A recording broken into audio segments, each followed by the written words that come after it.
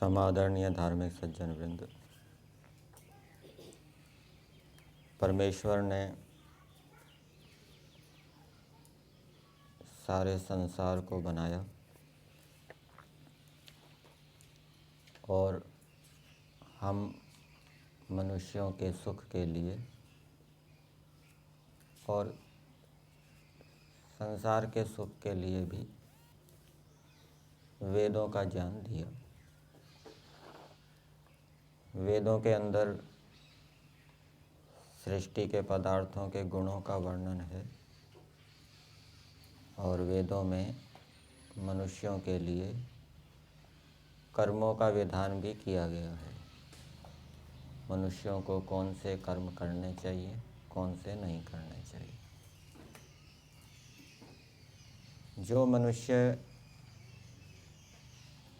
जितना ईश्वर के महत्व को जानता है, समझता है, उतना वो उसकी आज्ञाओं को व्यवहार के अंदर लाने में तत्पर होगा, पुरुषार्थ करेगा। और जिसके मस्तिष्क में ईश्वर के प्रति कोई महत्व नहीं है, श्रद्धा नहीं है, वो ईश्वर की आज्ञाओं को पालन करने में तत्पर नहीं होगा, आज्ञाओं का पालन नहीं भी करेगा। और ईश्वर का महत्व हमें वेदों को पढ़ने से बोध होता है। सर्वे वेदाः यत् पदम आमनन्ति, ये कठोपनिषद में आया है कि सब वेद जिसका प्रमुखता से वर्णन करते हैं। और जब हम वेदों को पढ़कर ईश्वर के महत्व को समझते हैं, तब ईश्वर की आज्ञाओं का पालन करना हमारे लिए बहुत सरल हो जाता है। और वेदों के अतिरिक्त और किसी मनुष्यकृत ग्रंथ के माध्यम से हम ईश्वर के प्रति विशेष श्रद्धा भक्ति उत्पन्न नहीं कर सकते। इसलिए आर्य समाज के नियम में भी दिया है, वेद का पढ़ना पढ़ाना, सुनना सुनाना सब आर्यों का परम धर्म है। स्वाध्याय के अंदर भी जो योग दर्शन के अंदर नियमों के अंतर्गत स्वाध्याय आता है, वहाँ पर भी मोक्ष शास्त्राणाम अध्ययनम, वेद भी एक मोक्ष शास्त्र है। तो वेदों में जहाँ जहाँ ईश्वर का वर्णन है, जिन सूक्तों में, जिन अध्यायों में, उनका हमें बार बार अध्ययन करना चाहिए, जिससे कि ईश्वर के प्रति हमारी विशेष रुचि उत्पन्न हो और ईश्वर की आज्ञाओं का फिर हम बिना किसी कठिनाई के सरलता से पालन कर सकें। अथर्ववेद के 20वें कांड के 34वें सूक्त में कुछ मंत्र आए हैं। इन मंत्रों की अंतिम टेक है, स जनासा इंद्रः, हे मनुष्यों, वह इंद्र है। इंद्र परमेश्वर है। तो वह इंद्र परमेश्वर कौन है, वो इन मंत्रों के अंदर बताया है। इन मंत्रों का भाष्य किया गया है। मंत्र है, द्यावा चेदस्मै पृथ्वी नमेते, ये प्रारंभिक पद है एक मंत्र के। तो इसका अर्थ किया है, द्युलोक और भूलोक भी इस परमेश्वर के प्रति नमेते, नतमस्तक हैं। इस परमेश्वर के सुष्मात बल से पर्वताः चित भयन्ते, पर्वत भी भयभीत रहते हैं। जो परमेश्वर सोमपा, सोम का क्या अर्थ होता है? चंद्रमा भी होता है। सोमपा, चंद्रमा की भी रक्षा करता है।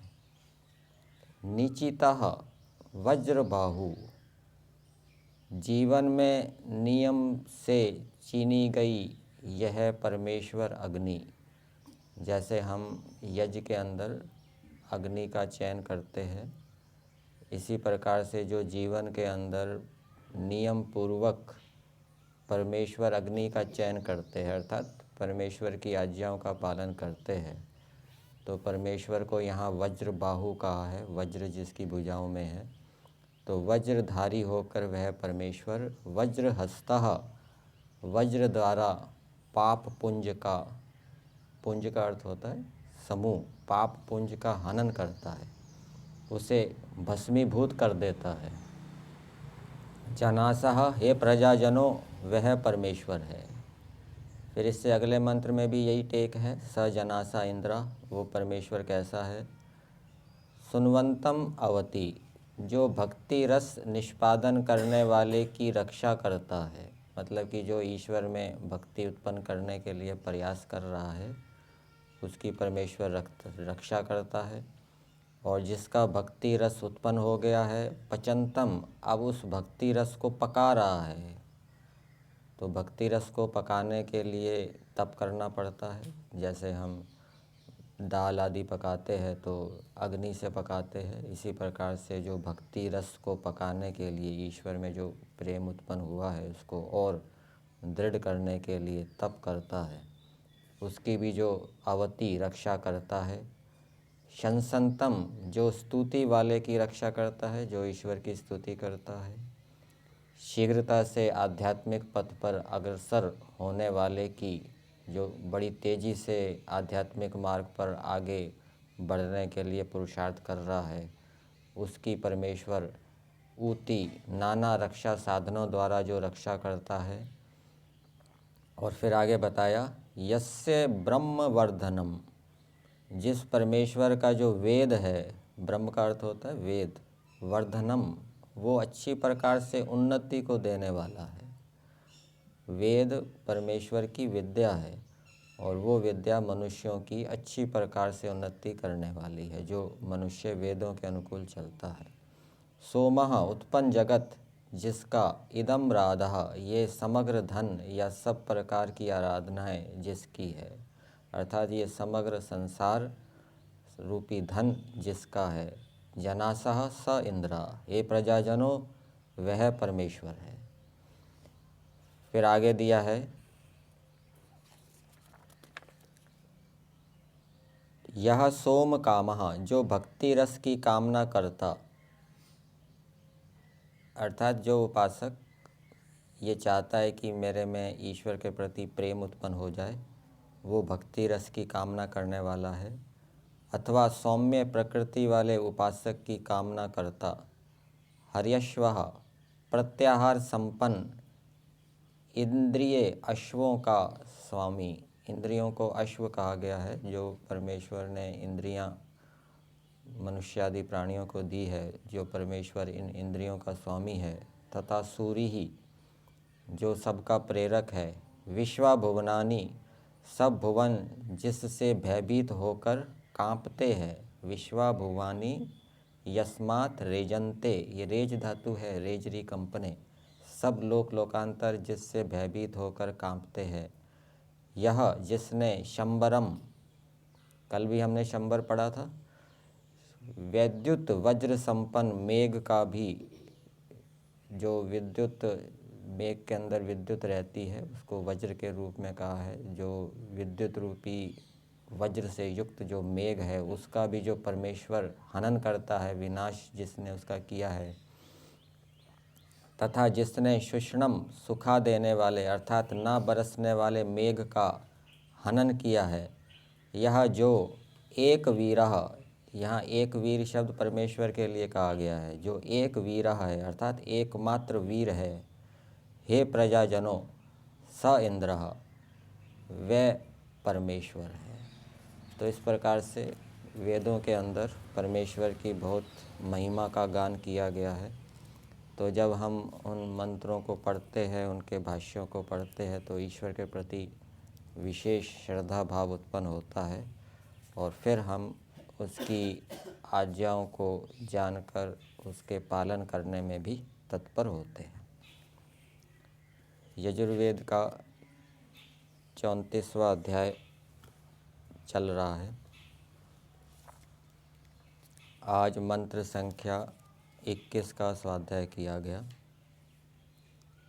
कल मंत्र संख्या 20 के ऊपर विचार किया गया था और इस मंत्र में परमेश्वर ने राजधर्म के विषय में बताया। एक तो राजा की कैसी विशेषताएं होनी चाहिए और राजा को प्रजा के साथ कैसा व्यवहार करना चाहिए। तो जो राजा अपने उत्तम स्वभाव से, अपने पुरुषार्थ से सभी प्रजाओं को प्रसन्न रखता है, तो ईश्वर की ओर से उसको आशीर्वाद प्राप्त होता है। जो अपने कर्तव्य कर्मों को पूरे पुरुषार्थ से करता है, ऐसे भी आपको राजा मिलेंगे जो बड़े योगी होंगे। जैसे आपने राजा जनक का नाम सुना होगा, वो ब्रह्म विद्या से युक्त बताए जाते हैं। तो जो राजा निष्कामता से अपने कार्यों को करेगा, पुरुषार्थ से काम करेगा, जागरूक रहेगा, सतर्क सावधान रहेगा, आलस्य प्रमाद नहीं करेगा, तो उसको राज्य कार्य करते करते ही वैराग्य हो जाएगा। फिर उसको वानप्रस्थ लेने की आवश्यकता नहीं होगी, वो सीधा संन्यास ले लेगा। संस्कार विधि में आपने पढ़ा है ना, जिस दिन वैराग्य हो उसी दिन संन्यास ले ले, चाहे गृहस्थ से चाहे वानप्रस्थ से। तो जो राजा अपने कर्तव्य कर्मों को पूरे पुरुषार्थ से करेगा, हर समय सतर्क सावधान रहेगा, ढीला नहीं होगा, तो वो ऐसी स्थिति को प्राप्त कर सकता है कि वो गृहस्थ में रहते हुए ही वैराग्य को प्राप्त हो जाए। क्योंकि बहुत सी घटनाएं जब व्यक्ति समाज के अंदर रहता है तो देखने सुनने को मिलती है। कोई मरता है, किसी के पास जाना पड़ता है, ठीक है ना, अनेक घटनाएं आती है, तो उनको देखने से भी वैराग्य हो जाता है। जिसका चित्त अंतःकरण पवित्र है, जिसने अपने पुरुषार्थ से अपने कर्तव्य कर्मों का पालन किया है। आज का मंत्र है सोमो धेनुम सोमो अर्वंतम आशुम सोमो वीरम कर्मण्यम ददाति साधन्यम विदथ्यम सभेयम पितृश्रवणम यो ददाशत अस्मै। इस मंत्र में बताया गया है कि राजा अपने राज्य के अंदर जो श्रेष्ठ व्यक्ति हैं उनके साथ कैसा व्यवहार करे। भिन्न भिन्न क्षेत्रों में विशेष व्यक्ति होते हैं जो देश का विशेष कार्य करते हैं, जिसके कारण देश की सारे विश्व के अंदर प्रसिद्धि होती है।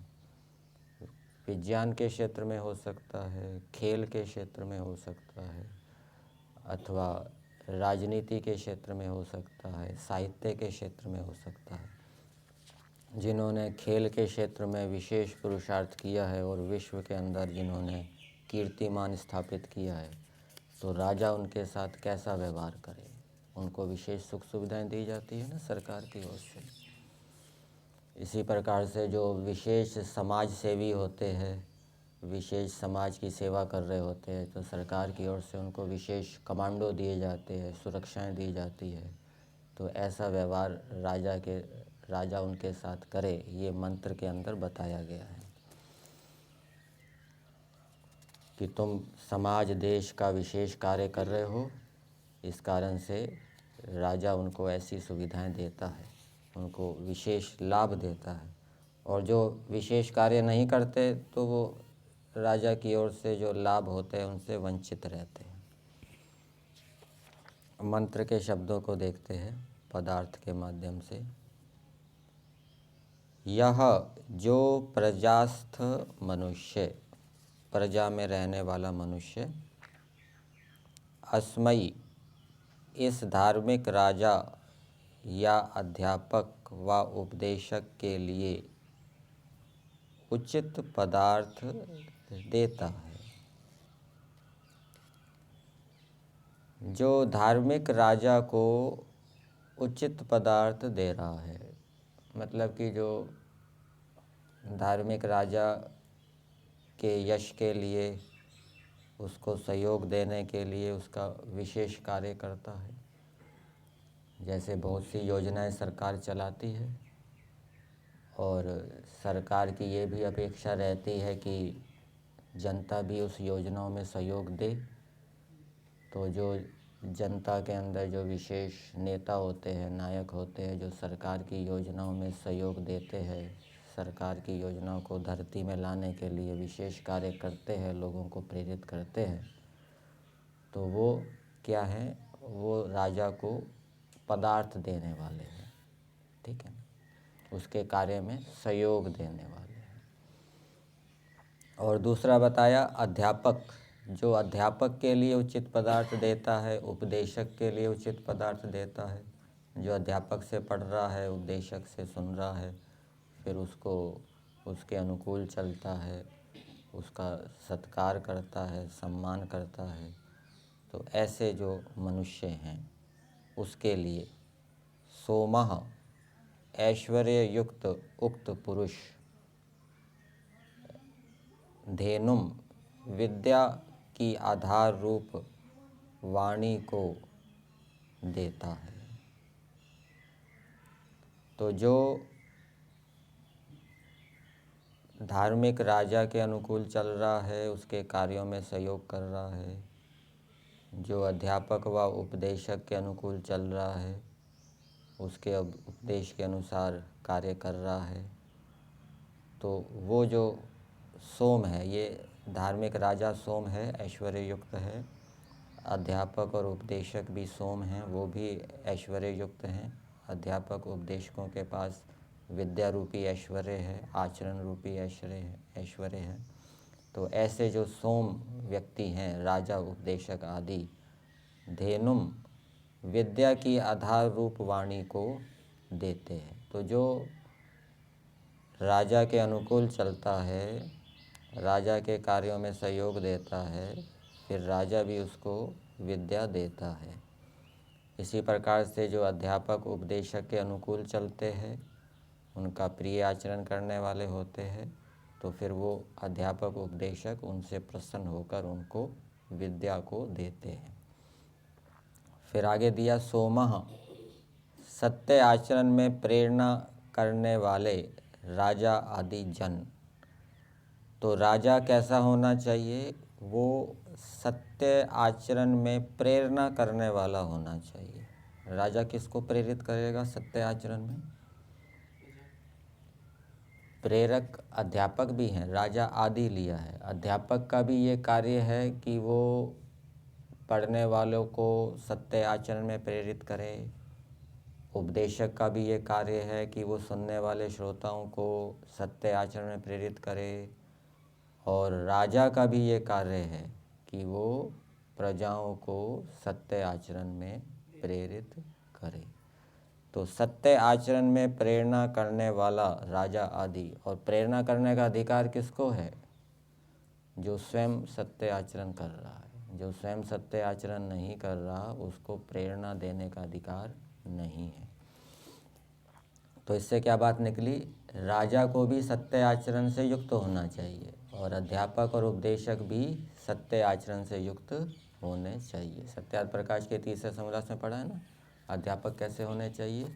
धार्मिक होने चाहिए। धार्मिक अध्यापकों से विद्यार्थियों को पढ़ना चाहिए। तो सत्य आचरण में प्रेरणा करने वाला राजा आदि जन अर्वंतम आशुम।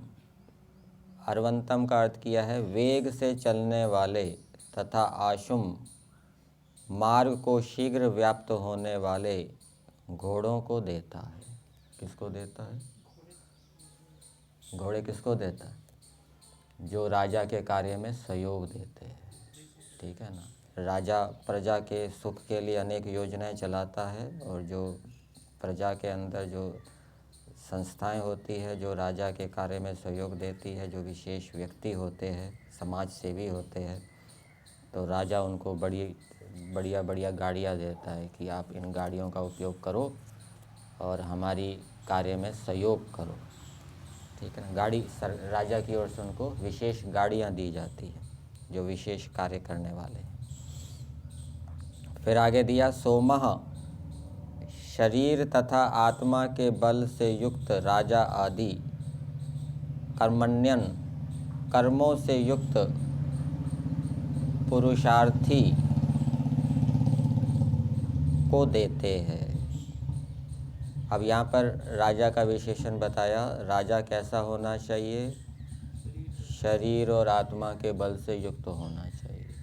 उपदेशक भी कैसा होना चाहिए? शरीर और आत्मा के बल से युक्त होना चाहिए। अध्यापक भी कैसा होना चाहिए? शरीर और आत्मा के बल से युक्त होना चाहिए। तो ऐसे राजा, अध्यापक, उपदेशक जो प्रजा के मनुष्य उनके अनुकूल चलते हैं, उनके कार्यों में सहयोग करते हैं, उनका सत्कार करते हैं, तो राजा आदि उनको देते हैं, पुरुषार्थी व्यक्ति देते हैं। उनको राजा की ओर से पुरुषार्थी व्यक्ति दिए जाते हैं, आदमी दिए जाते हैं कि ये हमारे व्यक्ति हैं, अधिकारी व्यक्ति हैं, ये आपके कार्य में सहयोग देंगे। आपके कार्य में कोई बाधा आए, कानून संबंधी बाधा आए, तो ये आपको सहयोग देंगे, अथवा और कोई समस्या हो तो ये आपको सलाह देंगे। तो राजा की ओर से ऐसे अधिकारी जो IAS, IPS आदि योग्य होते हैं उनको दिए जाते हैं कि आप इनसे सहयोग लेवें और हमारे जो समाज सेवा के कार्य चल रहे हैं प्रजा के सुविधाओं के लिए, उनमें आप आगे बढ़ें। फिर आगे दिया है, साधन्यम बैठाने आदि में प्रवीण।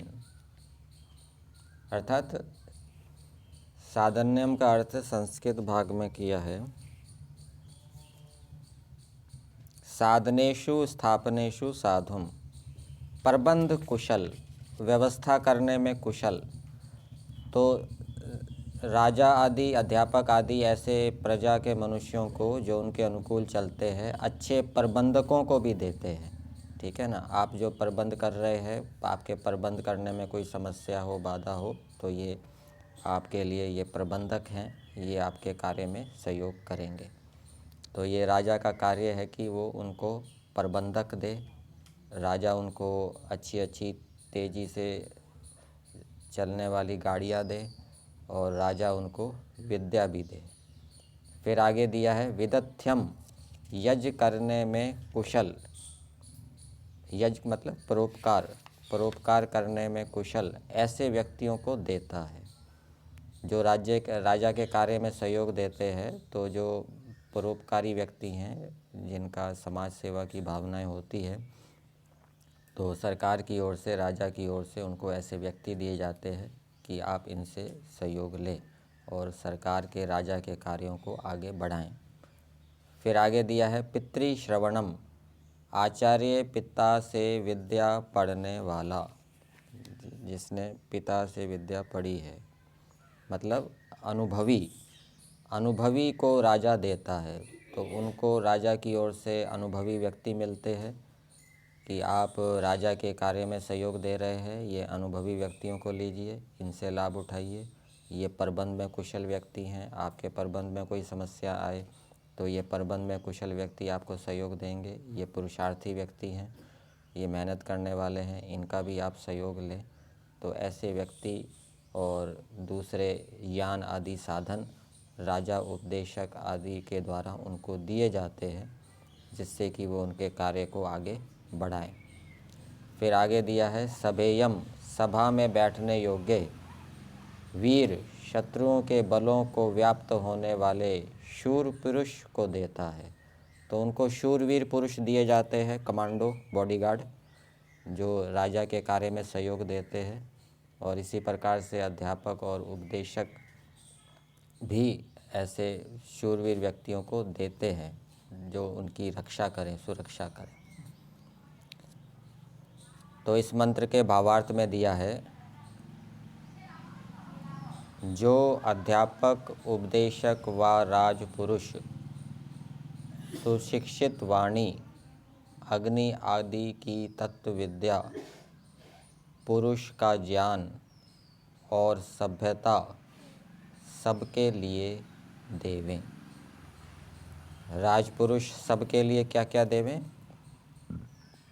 सुशिक्षित वाणी दे, उनको वाणी का प्रयोग किस प्रकार से करना है, विद्या से युक्त, शिक्षा से युक्त। अग्नि आदि की विद्या राजा आदि मनुष्य, राजा प्रजा को दे। पुरुष का ज्ञान और सभ्यता, पुरुष का ज्ञान और सभ्यता वो भी क्या है, सबके लिए देवे। और यही कार्य क्या है, अध्यापक और उपदेशकों का है। तो जो इस प्रकार से करते हैं वो सत्कार के योग्य हैं। ये भावार्थ में दिया है। और पदार्थ में क्या दिया कि ये राजा आदि मनुष्य किसको देवें? जो योग्य व्यक्ति हैं, जो श्रेष्ठ हैं। तो जो श्रेष्ठ और योग्य व्यक्ति हैं उनको और भी क्या क्या देवें वो पदार्थ के अंदर भी बताया है। तो इस प्रकार से जब राजा अपने राज्य के अंदर विद्यमान श्रेष्ठ व्यक्तियों के साथ उचित व्यवहार करता है, न्याययुक्त व्यवहार करता है, उनको साधन सुविधाएं प्रदान करके उनको प्रसन्न रखता है, उत्साह से युक्त रखता है, तो ये राजा का धर्म है। तो इससे वो उन्नति को प्राप्त करता है। इसी प्रकार से जो उपदेशक व अध्यापक हैं उनको भी ऐसा करना चाहिए। जैसे स्कूल के अंदर प्रिंसिपल होते हैं, प्रिंसिपल के नीचे काम करने वाले अनेक अध्यापक होते हैं, टीचर होते हैं। तो जो अध्यापक अच्छा कार्य करें तो प्रिंसिपल का ये कर्तव्य है कि उनको विशेष सुख सुविधाएं प्रदान करें। तो ये वेद का आदेश है मनुष्यों के लिए।